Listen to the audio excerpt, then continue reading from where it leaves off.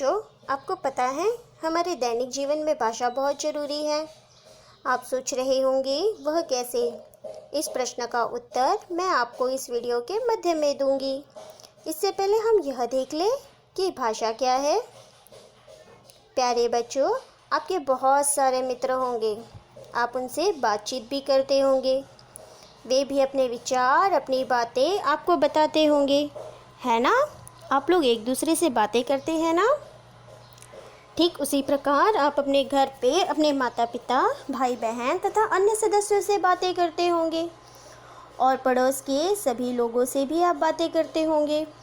और तो और दूसरे देश, दूसरे सिटी में रहने वाले आपके संबंधियों से आप फ़ोन पर या पत्र द्वारा अपनी बातों को पहुंचाते होंगे और वे लोग भी अपने विचार आप तक पहुंचाते होंगे, है ना। हम सब एक दूसरे से बातें करते हैं ना। तो अब तो आप समझ ही गए होंगे कि इस संसार के सभी लोग बोलकर बातचीत करते हैं। जिस तरह आपको आपकी मम्मी से कुछ कहना हो तो आप क्या करते हो, आप उन्हें बोलते हो और अपनी बात कहते हो। फिर आपकी मम्मी सुनकर समझकर उसका उत्तर देते हैं। तो इसे ही तो भाषा कहते हैं। भावों और विचारों का यही आदान प्रदान भाषा है। तो बच्चों, चलिए हम इसे और विस्तार से समझ लें। आपको आपके स्क्रीन पर कुछ चित्र दिखाई दे रहे होंगे। पहले चित्र में एक लड़के के पास एक कुत्ता खड़ा है। बच्चों, आपको पता है उस लड़के का क्या नाम है। उस लड़के का नाम अमित है और वो अमित को कुत्ता बहुत देर से भौं भौं भौं करके कुछ कहने की कोशिश कर रहा है, परंतु अमित उसकी बात नहीं समझ पा रहा। ठीक उसी तरह उसके बाजू में एक और चित्र दिख रहा है आपको। उसमें एक तोता कुछ बोल रहा है, परंतु उसके पास जो दो बच्चे खड़े हैं वो भी उसकी बात नहीं समझ पा रहे। क्यों नहीं समझ पा रहे? क्योंकि हम पशुओं की बातें नहीं समझ सकते। उनकी बातें हमसे भिन्न होती है। तो बच्चों, आपको मैंने शुरू में कहा था दैनिक जीवन में हमारे लिए भाषा बहुत ज़रूरी है। इसका उत्तर यही है। अगर हमें भाषा नहीं आती है तो हम अपने विचारों को, अपनी बातों को दूसरों तक नहीं पहुंचा सकते। इसलिए हमें भाषा का आना और भाषा का ज्ञान होना बहुत ज़रूरी है। बच्चों, नीचे और दो चित्र दिए हुए हैं। इस चित्र में दुकानदार और रिया की बातचीत हम आसानी से समझ पा रहे हैं। भाषा के द्वारा हम बोलकर अपने मन के विचार दूसरों तक पहुंचा सकते हैं और दूसरों की बातें सुनकर समझ सकते हैं। तो चलिए देखते हैं हम दोनों कि ये दोनों क्या बातें कर रहे हैं। इस लड़की का नाम क्या है पता है? रिया। रिया ने दुकानदार भैया को कहा कि भैया मुझे कोई नया खिलौना दिखाइए। फिर दुकान वाले भैया ने कहा, देखिए यह गुड़िया कितनी सुंदर है। और रिया को वह गुड़िया अच्छी लगी। तो बच्चों, आपको पता है रिया ने फिर वो दुकानदार भैया को क्या कहा कि भैया इसे पैक कर दीजिए। पैक मतलब मुझे दे दीजिए। तो आपने देखा इन दोनों ने कितने आसानी से अपनी बातचीत को एक दूसरे तक पहुंचा सके। किसके माध्यम से? भाषा के माध्यम से। तो चलिए बच्चों, हम भाषा की परिभाषा देख लें। विचारों का आदान प्रदान ही भाषा कहलाता है। बच्चों, मेरे पीछे एक बार दोहराइए। विचारों का आदान प्रदान ही भाषा कहलाता है। विचारों मतलब हमारी मन की बातें, जो बात हमें किसी और को कहनी है। और आदान प्रदान मतलब एक दूसरे तक पहुंचाना। तो ये तो हुआ भाषा। अब हम भाषा के रूप देख लेते हैं। भाषा के रूप यानी भाषा के प्रकार। बच्चों, आपको पता है भाषा के कितने रूप हैं? दो रूप है। पहला मौखिक रूप और दूसरा लिखित रूप। बच्चों, मेरे पीछे दोहराइए। पहला मौखिक रूप और दूसरा लिखित रूप। तो चलिए हम पहला मौखिक रूप समझ लें। मौखिक रूप यानी बोलकर अपनी बात कहना। जिस तरह भी मैं बोलकर अपनी बात आपको कह रही हूँ और आप सब मेरी बात सुनकर समझ रहे हैं, उसे मौखिक रूप कहते हैं। इस चित्र में देखिए, एक माँ अपनी बेटी को क्या कर रही है? पढ़ा रही है। और बेटी क्या कर रही है? सुनकर समझ रही है। मौखिक रूप का एक और उदाहरण देखें। आप लोग टीवी देखते हो तो टीवी पे वो लोग क्या करते हैं? बोलते हैं। और हम क्या करते हैं? सुनकर उनकी बात समझते हैं। तो ये था मौखिक रूप। अब हम लिखित रूप देख लेते हैं। लिखित यानी लिखकर अपनी बात कहना। बच्चों, इस चित्र में देखिए, एक लड़का जिसका नाम नितिन है, वह क्या लिख रहा है? पत्र। पत्र लिखकर वह अपने मन की सारी बातें अपने मित्र तक पहुंचा रहा है और उसका मित्र क्या कर रहा है? उसे पढ़कर समझ रहा है। तो ये भाषा का कौन सा रूप हुआ? लिखित रूप। लिखित रूप का एक और उदाहरण हम देखें। जिस तरह हम ईमेल, मैसेज, व्हाट्सएप पे अपनी बातें लिखकर दूसरों तक पहुंचाते हैं और फिर वो पढ़कर हमारी बात को समझते हैं। समाचार पत्र में भी सब कुछ लिखा हुआ होता है, फिर हम उसे पढ़कर अपनी बात को, उनकी बात को समझते हैं। तो ये कौन सा रूप हुआ? लिखित रूप।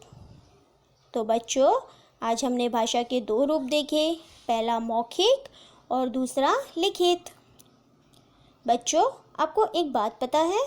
जिस तरह हम बोलते हैं उस तरह पशुओं की भी अपनी बोलियां होती है और उनकी बोलियों से वे अपनी बातें एक दूसरे तक पहुंचाते हैं। तो चलिए हम देखते हैं कि पशुओं की किसकी कौन सी बोली है। पहले चित्र में आपको कौन दिख रहा है? कोयल। कोयल की आवाज़ कितनी मधुर होती है ना। कोयल की बोली कूकना। बच्चों, मेरे पीछे दोहराइए, कोयल कूकना। उसके पास में एक चित्र है, उसमें आपको कौन दिख रहा है? मेंढक। मेंढक की बोली टरटराना। मेंढक की बोली टरटराना। अब उसके बाद कौन दिख रहा है आपको? ओ, सबसे भारी जानवर, हाथी। हाथी की बोली चिंगाड़ना। हाथी की बोली चिंगाड़ना। उसके बाद बकरी। बकरी कैसे बोलती है? जी हाँ, मैं। बकरी की बोली मिमियाना। उसके बाद कौन दिख रहा है? शेर, जंगल का राजा। जब शेर दहाड़ता है तो सभी जानवर डर जाते हैं। शेर की बोली दहाड़ना। शेर की बोली दहाड़ना। उसके बाद दूसरी लाइन में आपको कौन दिख रहा है? चिड़िया। चिड़िया की बोली चहचहाना। चिड़िया की बोली चहचहाना। उसके बाद घोड़ा। बच्चों, आपको पता है सबसे तेज दौड़ता है घोड़ा और घोड़े को चने बहुत पसंद है। और एक इसकी विशेषता बताऊं? जिस तरह सभी जानवर बैठकर ज़मीन पर सोकर आराम करते हैं ना, ये घोड़ा खड़े खड़े ही आराम करता है और खड़े खड़े ही सोता है। तो चलिए हम घोड़े की बोली देख लें। घोड़ा हिनहिनाना। घोड़ा हिनहिनाना। उसके बाद कबूतर। कबूतर गुटरगू करना। कबूतर गुटरगू करना। अब उसके बाद, ओ, ये तो बिल्ली मौसी है। बिल्ली मौसी म्याऊ म्याऊ। बिल्ली मौसी बिल्ली म्याऊ म्याऊ। और अंत में कौवा। कौवा कैसे बोलता है? काव काव। तो बच्चों, ये थी कुछ पशुओं की बोली। ये अपनी बोली में अपनी बातें करते हैं। तो ये पाठ आपको समझ में आया होगा। तो चलिए हम इसके अभ्यास देख लें। बच्चों, ये कुछ प्रश्न हैं जो आपको घर पे स्वयं ही करने हैं। इसमें आपको अपने माता पिता, भाई बहन किसी की भी सहायता नहीं लेनी है। अगर आपको कहीं परेशानी होती है तब आप उनकी सहायता ले सकते हो, परंतु पहले आप इसे स्वयं ही करने की कोशिश करें। और मुझे पता है ये सब आप आसानी से कर सकोगे। क्यों? क्योंकि आप विनय इंटरनेशनल के बच्चे हो। तो चलिए हम आज इसके अभ्यास शुरू करें। पहला प्रश्न है, सोचिए और बताइए। उसके बाजू में क्या लिखा है? मौखिक। मौखिक यानी बोलकर अपनी बात कहना, यानी आपको ये उत्तर से बोलकर देना है। तो उसमें पहला प्रश्न है, आप अपने घर में कौन सी भाषा बोलते हैं? और दूसरा प्रश्न है, हम पशुओं की बोली क्यों नहीं समझ पाते? तो बच्चों, आपको इन दोनों प्रश्नों का उत्तर सिर्फ बोलकर ही देना है। तो चलिए दूसरा प्रश्न देख लेते हैं। नीचे दिए गए प्रश्नों के उत्तर लिखिए। लिखिए यानी लिखकर, लिखित रूप, है ना? याद आया आपको कुछ? तो चलिए इसमें हम पहला प्रश्न देख लेते हैं। बोलकर अपनी बात कहना भाषा का कौन सा रूप है? दूसरा प्रश्न, लिखकर अपनी बात कहना भाषा का कौन सा रूप है? और तीसरा प्रश्न, भाषा के कितने रूप हैं? तो बच्चों, इन तीनों प्रश्नों के उत्तर आपको लिखना है। तो चलिए अब हम तीसरे प्रश्न की ओर चलते हैं। चित्र देखकर भाषा का रूप लिखिए। बच्चों, आपको यहाँ पे कुछ चित्र दिखाई दे रहे हैं। इस चित्र को देखना है और आपको बताना है कि ये भाषा का कौन सा रूप है, लिखित रूप है या मौखिक रूप। तो चलिए अब हम हमारे अगले प्रश्न की ओर चलते हैं, जो है प्रश्न नंबर 4। पशुओं की सही बोली पर राइट लगाइए। इसमें आपको जो चित्र दिए हैं वो देखना है और उसके आगे उनकी बोली लिखी हुई है। तो जो सही बोली है उसके आगे आपको राइट लगाना है। देखिए पहला तो किया हुआ है। पहला है घोड़ा और घोड़े की बोली हिनहिनाना। उसके आगे क्या किया हुआ है? राइट लगा हुआ है। दूसरा है मेंढक, तीसरा है हाथी और चौथा है चिड़िया। तो बच्चों, ये तो था हमारा आज का अभ्यास और आज का हमारा पाठ, हमारी भाषा। आप इसका अच्छे से घर पे अभ्यास कीजिए। तब तक हम मिलते हैं अगले अभ्यास में। धन्यवाद।